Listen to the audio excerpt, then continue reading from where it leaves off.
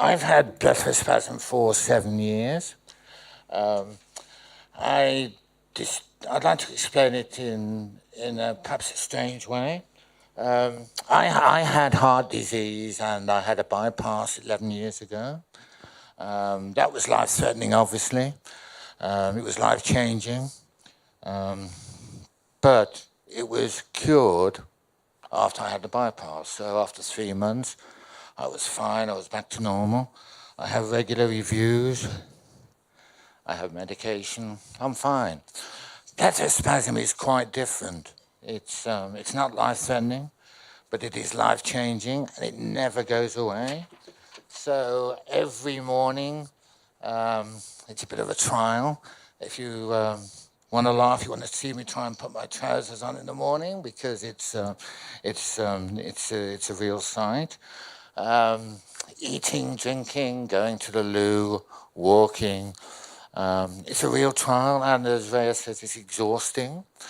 And it's also embarrassing because however hard you try, it doesn't really get any better. The spectacles are a real help, and that gives me optimism.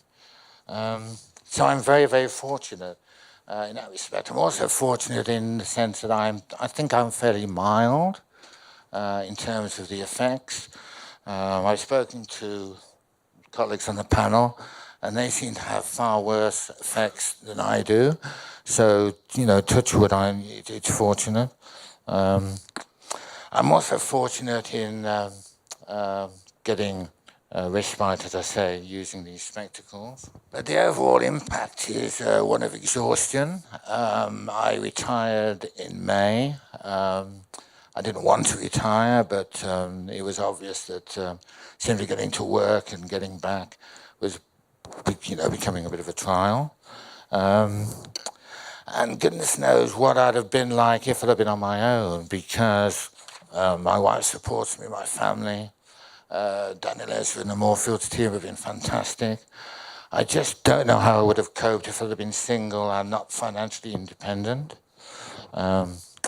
So the negative effects for me are the lack of control. I pride myself on being a fairly rational person, fairly assertive, but it's a heck of a job to be like that with blepharospasm.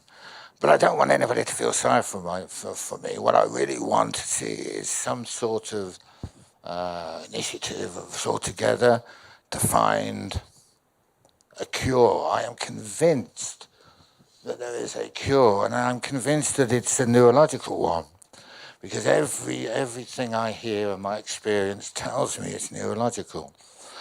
I rally against being told that it's a syndrome, that it's something to do with the brain, but nobody seems to know what is happening there.